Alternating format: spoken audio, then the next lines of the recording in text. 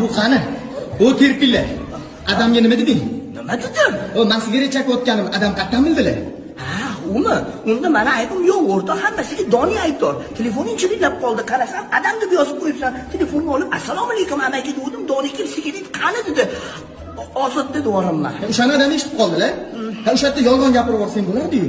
Yosh katta odamlarni aldamayman-ku, bilasan-ku. O maraz, men xotinim bilan ham ajrashyapman dedi. Nega?